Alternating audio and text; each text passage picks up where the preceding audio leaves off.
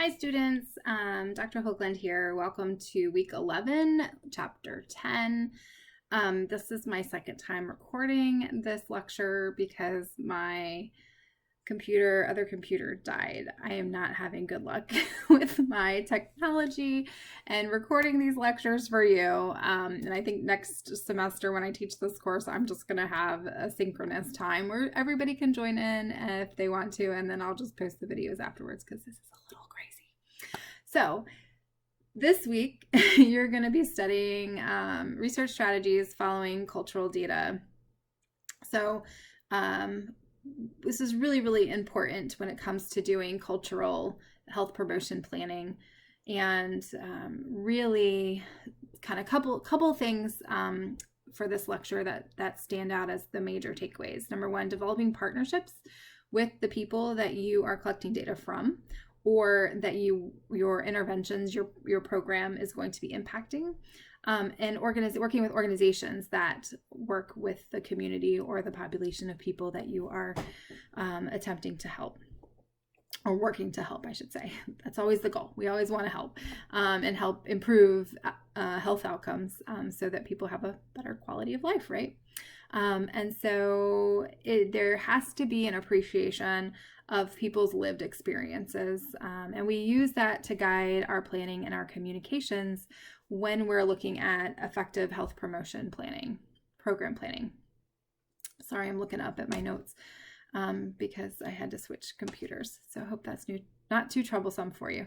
All right, so collecting your own data or researching existing data sets are two ways of learning how to ensure a culturally appropriate health promotion program. There's lots of data out there, right? We can count and calculate numbers on pretty much anything. We can quantify anything we want in this world, pretty much. But we know that that's not enough, right? So cultural data has its greatest impact at the relationship of meaning and practice. So the way in which people's actions are almost always inseparable from what they mean. So let me break that down.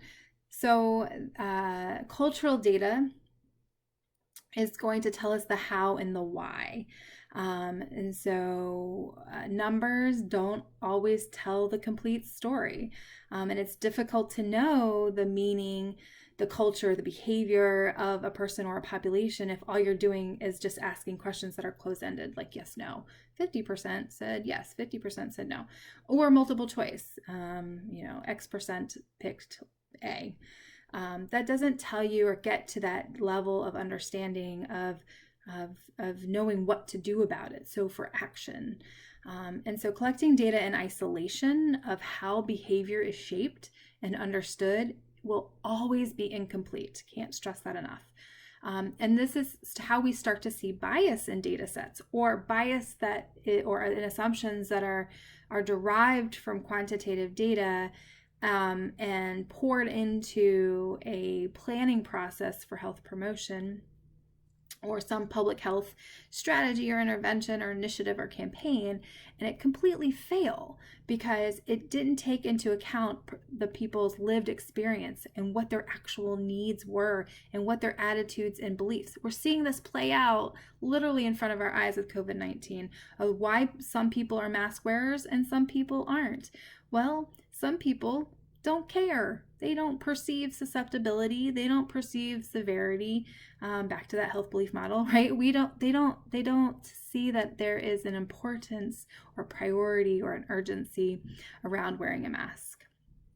And so we make a lot of assumptions because of that. But as public health researchers who are culturally humble, we can ask those hard questions of, tell me why you don't care. Tell me why you have this attitude or belief, or tell me how or why your behavior doesn't align with the recommendations. What is getting in the way of that? What helps? What would help you to meet those expectations? And so an incidence and a prevalence, they're not going to tell us how or why a certain health problem or issue occurs.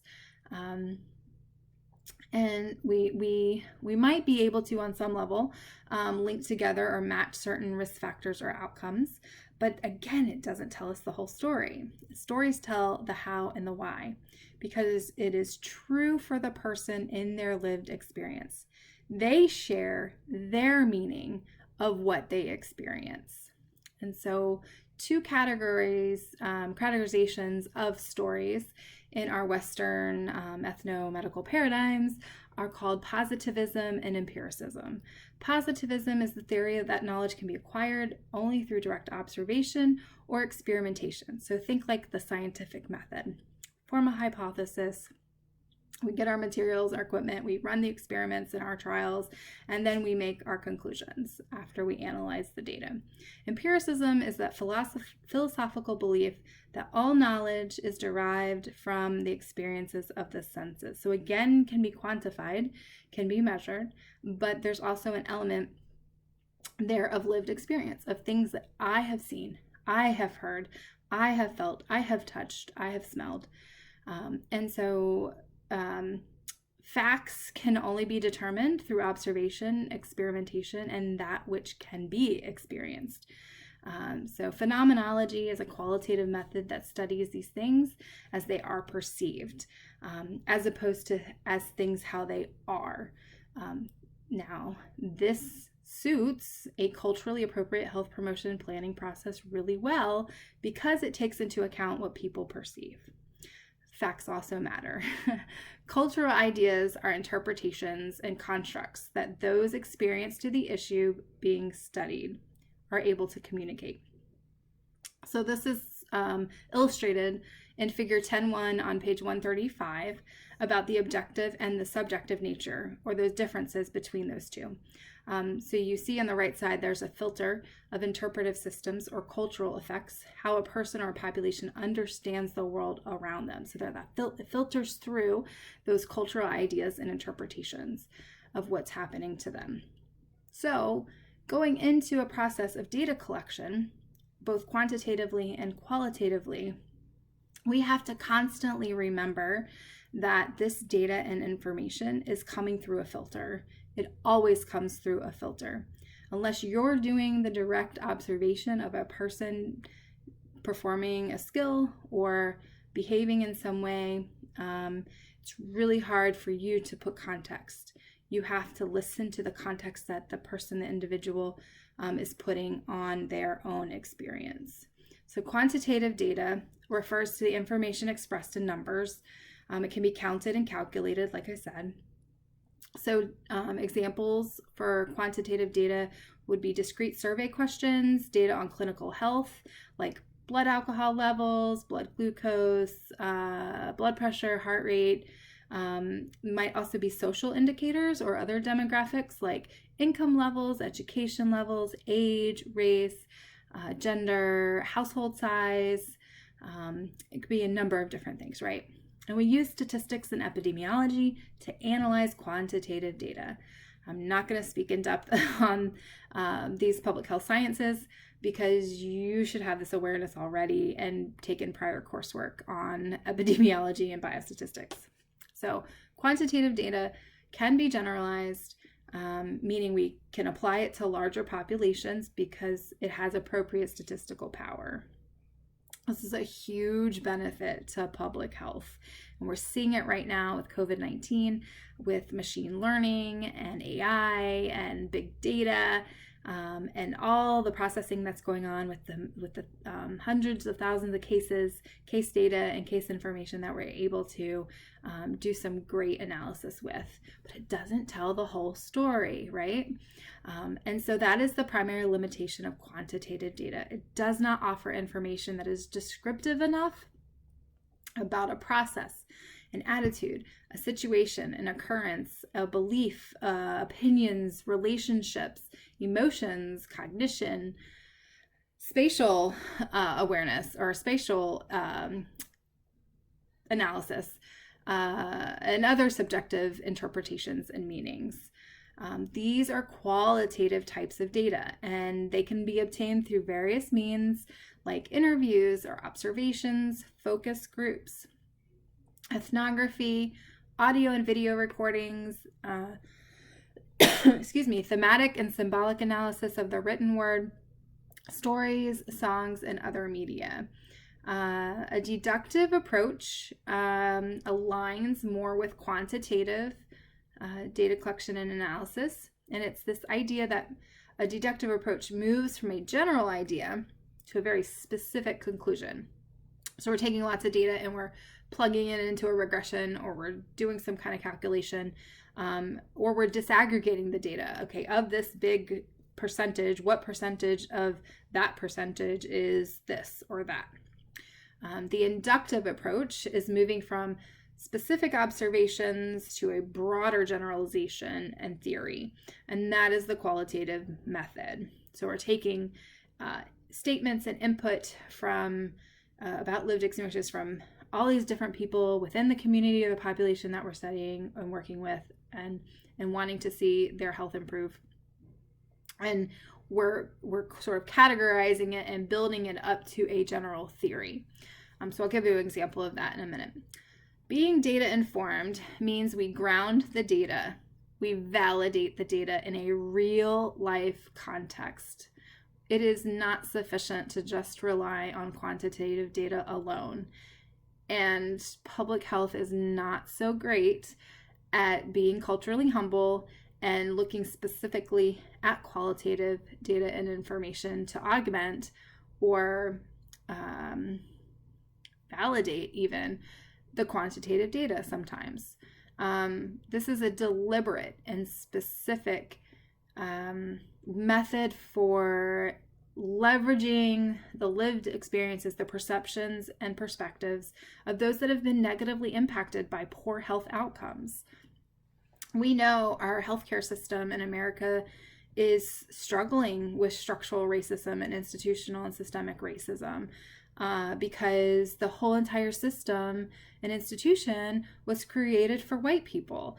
And so in our whiteness, our needs are met. We often know how to navigate the healthcare system. We have a higher likelihood of having a job that has health insurance attached to it.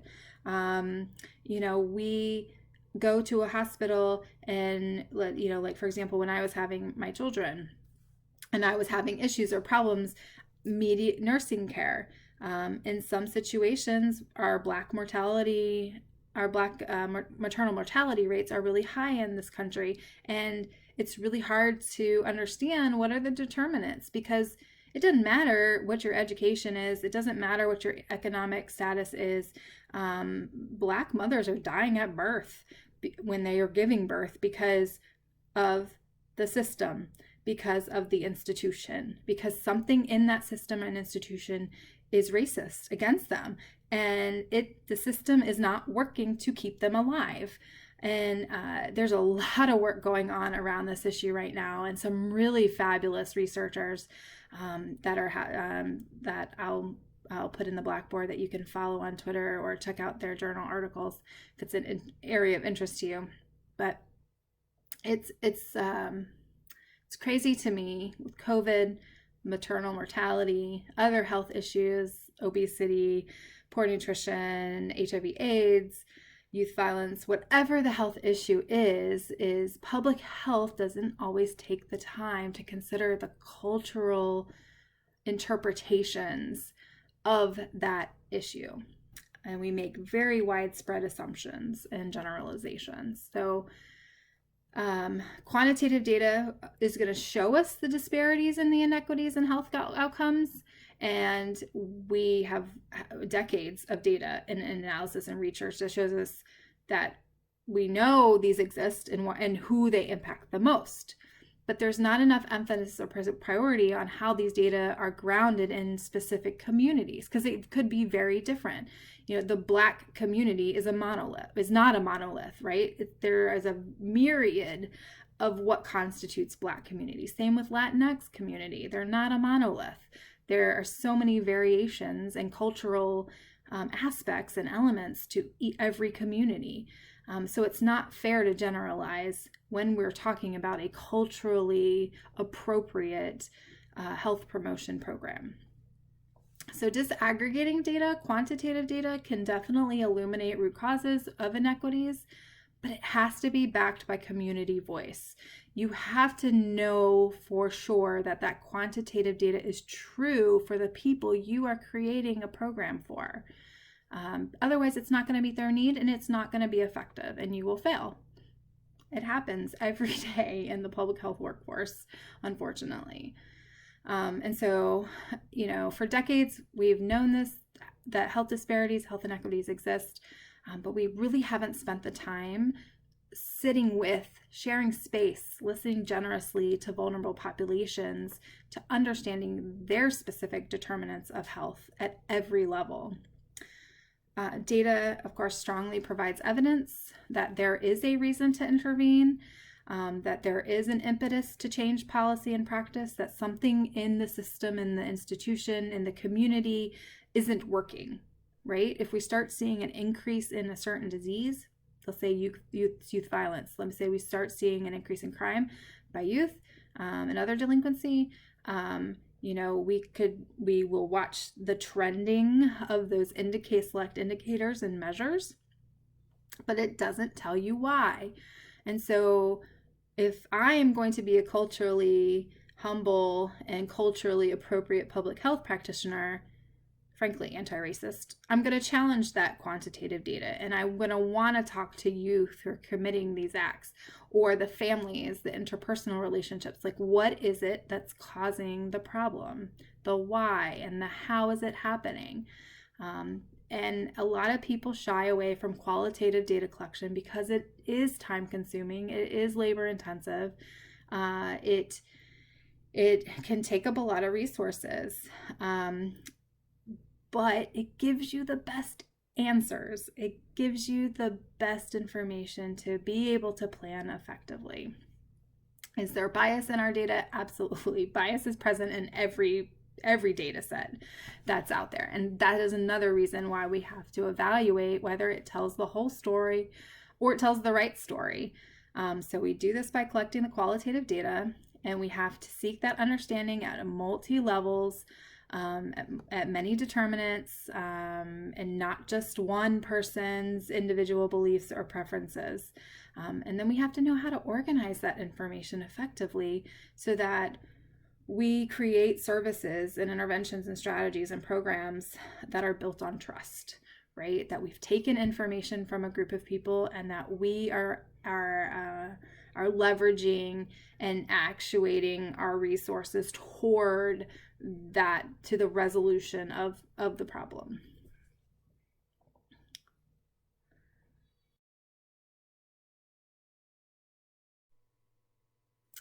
Okay, so still having problems. My laptop just crashed on me. So here's part 2 of chapter 10, week 11.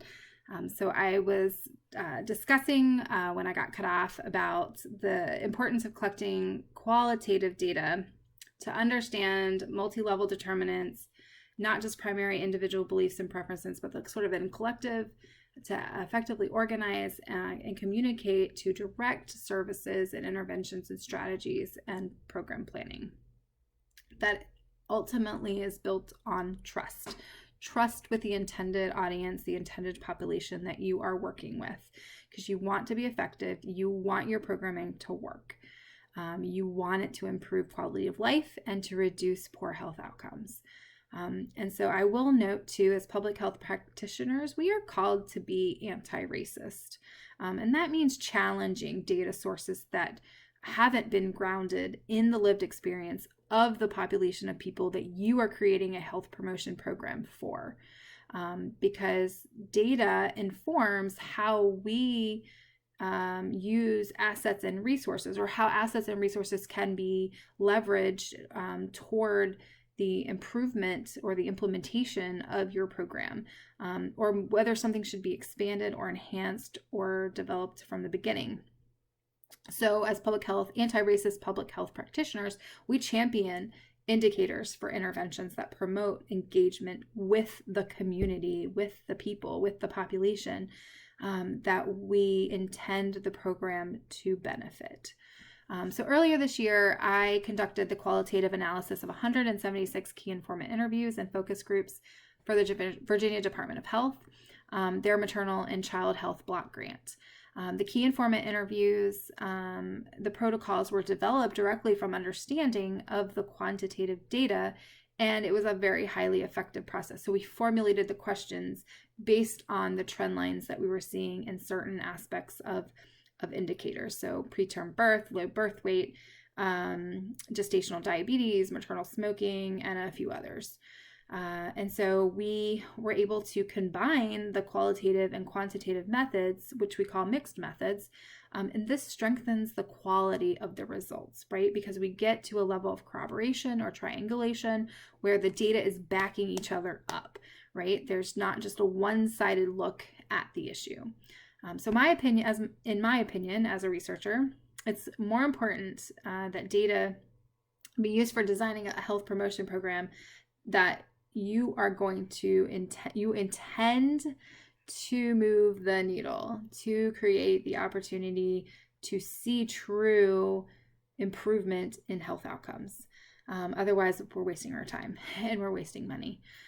So, for example, I'm embarking on a 3-year project this month that will include a household interview survey that has both open and closed-ended questions. So it's a mixed method questionnaire, and it's meant to, again, both quantify and qualify food attitudes and behaviors, shopping preferences, chronic disease status, community resource needs for healthy food, just general understanding of, do you have a working stove? Do you have the opportunity to cook in your home? Do you receive benefits? How long does it take you to get to the local grocery store? I could easily use GIS and map that out, but it's important for me to ask the individuals that where you're going to create the opportunity to hopefully eliminate the food desert designation for a community. So the geographic area for the project is 1 census tract in York County, Virginia. It's about 3,500 people live in that census tract of all backgrounds and perspectives. And so I'm going to need to focus heavily on the qualitative work once I have a baseline understanding of the quantitative nature of the community. And at a census tract level, there's not a lot of specific data related to my issue of healthy food, food security, and food availability and affordability. So I'm going to have to ask questions to get that information. So study methods are decided, or it depends greatly on how they are determined or decided on what you want to know and learn.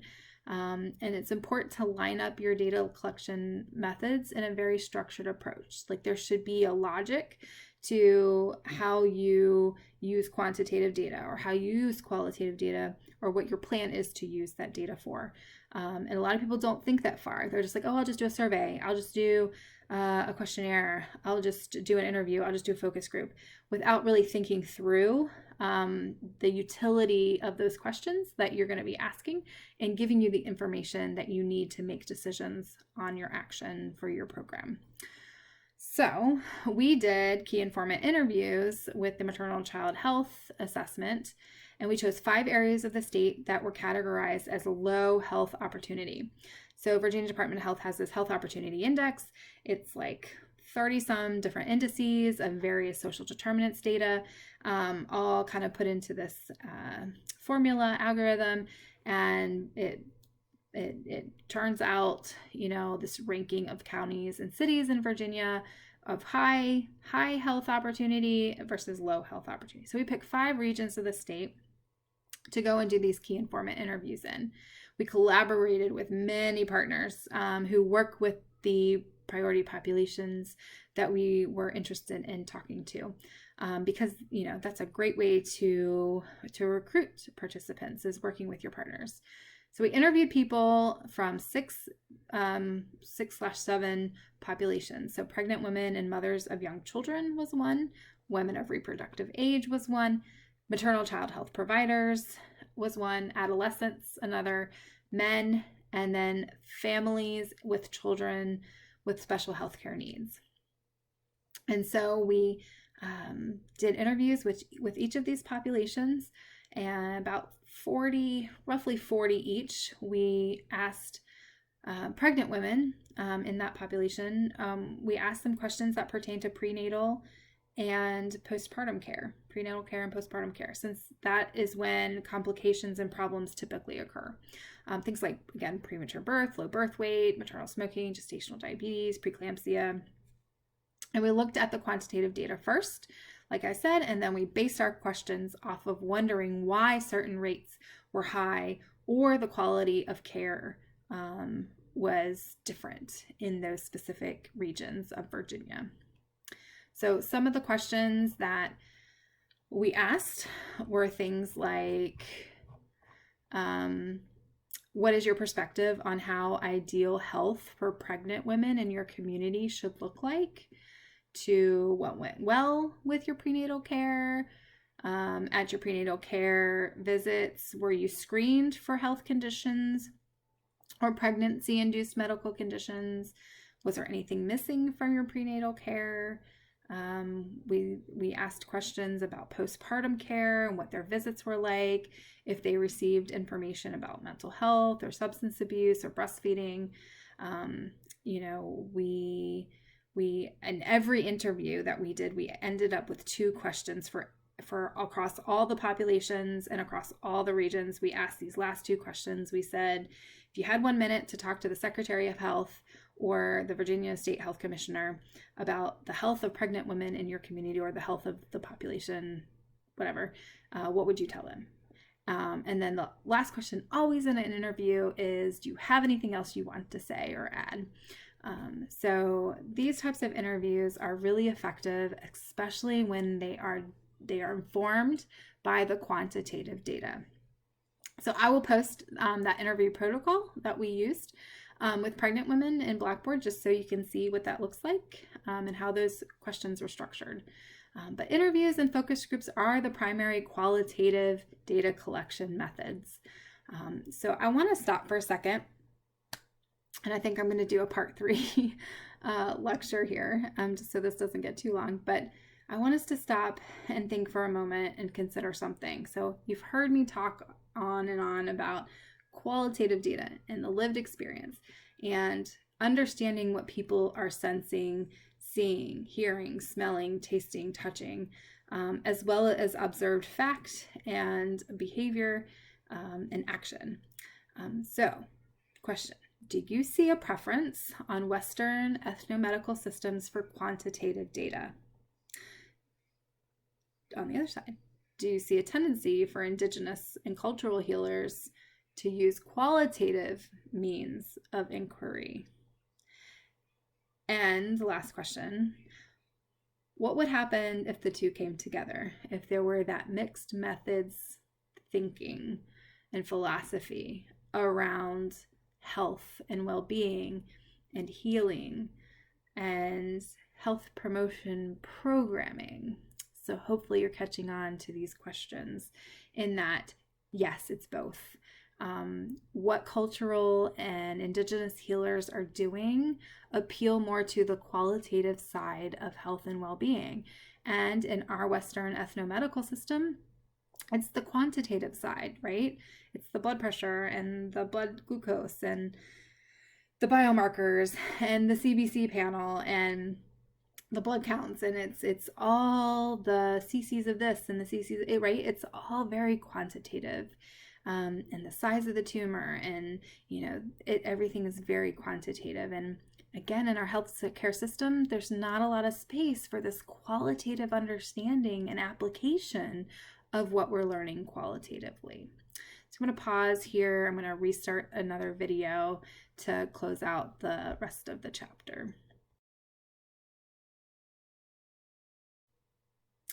Hi, welcome back for part 3 of chapter 10, week 11 on research and research strategies, focusing on cultural data. Sorry, having so many computer issues right now. So qualitative research is built on open-ended exploration. It is time-consuming, like I said, labor-intensive. It can be expensive because you might need more staff and more software and more time. But capturing stories and information on the how and the why health issues happen cannot be understated. There is true value there, and it makes your job easier as a public health professional because you unequivocally know what is going to work. So figure 10.2 outlines that general process of qualitative research and explains the inductive approach. So there are several methods in which qualitative data collection happens. I'll mention a few: informal or unstructured interviews. There are semi-structured interviews, and there are structured formal interviews. So it kind of runs the spectrum. And each has very specific purposes for soliciting the level of detailed data needed for whatever the study is looking at. For my household interview that I mentioned on food insecurity, it's considered a rapid assessment. And there are about 800 homes in the census tract that I am prioritizing. I'm not going to interview all 800 homes. That would take forever. And so I've determined through a sampling method that I need to interview about 200 of those 800 homes to assure that I have power to be able to clearly state my results, to feel comfortable and confident and secure in talking to 200 homes, that it's going to give me a good understanding of the area. Now, focus groups, perhaps I could have selected that method of pulling people and neighbors together, is the type of semi-structured interview of about 6 to 12 people at one time for about maybe an hour, hour and a half, 2 hours. Typically there's compensation or there's incentives thrown in for people giving their time to be interviewed and to participate in a focus group. It's a really easy way to get a quick read on a group of people and their perceptions.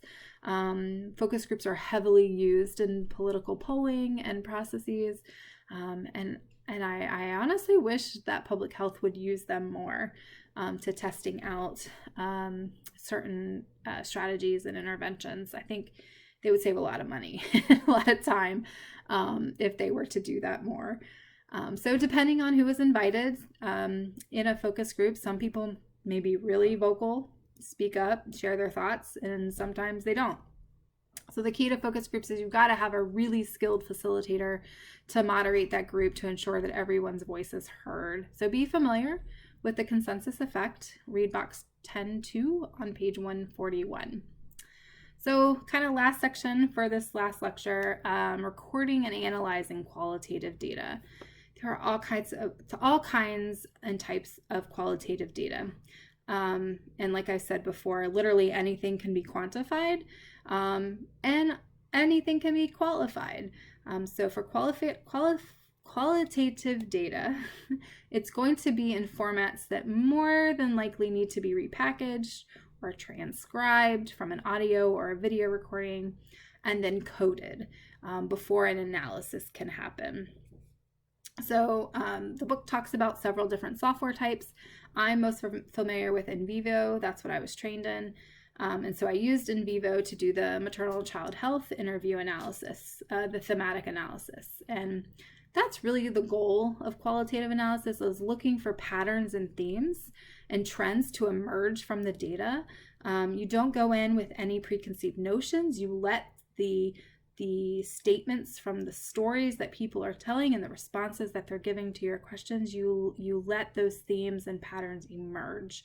And so something that elevates a health belief or treatment, or maybe it's a common view on health and risk, or what the cause or meaning of a disease might be, these are all things that can emerge from a qualitative data collection and analysis process.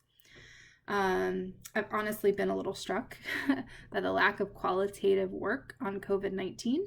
Case counts are surging right now, and many people have just given up on personal prevention, like mask wearing, staying home, being physically distanced, avoiding exposures to others by failing to isolate after a positive test. I would love to have the time to sit down and talk to people that are sort of not following the rules. here and find out why. Like, how can you not be following the rules? And we do know to some degree that COVID has been made to be a partisan issue, and a lot of people are dying because of it. All right, so analysis. So once I've transcribed, formatted, repackaged, I get into this coding process, which is the beginning of the analysis process. So coding is, depending on how many interviews you have, you might hand code it. You might, color code certain ideas or statements or ideas that people share. It's really kind of a fun process. I enjoy it. Qualitative research is something that I really enjoy. It's nice and fun, especially in a team effort, which is more ideal. It brings more reliability and validity and accuracy to the coding. When you have colleagues that are also looking at the statements and you're all agreeing together, is this what this means, right? Because this is what we were told. And you organize those then categories together and kind of format them or characterize them into larger buckets of ideas until you get to a place where there are clear patterns, clear themes that are stated and understood. It is a very tedious process. It is a very long process, labor-intensive process, because it's reading and rereading again and more until you get it right. And like I said, doing it in a team brings the opportunity for consensus on labeling of those patterns and themes. So as a result of the maternal child health interviews with pregnant women in focus groups, and we were also inclusive of Black, Indigenous, and women of color, the following themes revealed themselves or emerged from those interviews. So childcare is unachievable for families because it's too expensive and it's hard to find. Parenting needs include affirmation and reassurance that they're doing the right things. Pregnant women want to know they're doing the right thing. They don't want to do the wrong thing. And so somewhere along the way, they need encouragement. Support systems and service needs need to focus more on financial stress and issues, access to and navigation within housing and transportation, feeling like there's no community around them, and having essential supplies for infants like diapers or clothing or formula, breastfeeding, and mental health counseling. And so, these are really concrete patterns and themes that pregnant women in Virginia have expressed. Pregnant women also want their entire medical and mental health needs met. That is an expectation of their prenatal and postpartum care, that their providers are going to be knowledgeable enough and receptive enough that when they say they need these services, they are going to be connected to them. Obviously, infant and child health is very important to expectant and new mothers. They care deeply about the health of their child. And part of that caring deeply is that their child, it is necessary for them to have health insurance. They see as new moms, that if their child does not have health insurance, that is then their needs as a mother not being met. It's very connected. So when you have generalizable information, it helps you develop health promotion programs that address the needs and the gaps that were identified. You can do it then in a more unified and direct way. There's no guessing involved, right? So we could have just taken the data on low birth weight and prematurity and gestational diabetes and maternal smoking and preeclampsia and other health issues, and we could do that by geography, city, county, hospital system. We could disaggregate the data by hundreds of different indicators, right? But does that tell us what is going to be effective in addressing it? It doesn't. So that was the utility of doing these key informant interviews and focus groups with these specific populations, so that the program planning staff could then sit down and say, you know what? All right, this is what we're going to do. We need to address childcare. we need to address social determinants like housing and transportation and finances. And we need to find ways to create community for women who are pregnant, or elevate programs that are already doing it well, or programs that are seeking to build community for pregnant women and postpartum women. If they're not reaching the population of those women, how do we bridge that gap? How do we get communicating and connected with them, right? So it gives the program planning staff a more culturally appropriate understanding. It gives them clear and discrete ideas on what to start with or where to move forward with. That's the end all be all. Once I've planned a program, that's it, we're good, we're done. No, we have to make sure we're going to evaluate it. And we're going to get into that, unpack that over the next couple weeks, getting ahead of myself. But just know that qualitative data is critical for grounding the quantitative data. And if you're going to be a culturally competent, a culturally humble, an anti-racist public health professional, you have to be willing to, once you get into the professional world, you have to be willing to call that out and say, you know what, I don't think we know enough. I think we need to do some interviews. I think we need to do a few focus groups. I think we need to learn more about what does this actual data look like in action in our community or with this population of people. I'm telling you, it will save you so much time.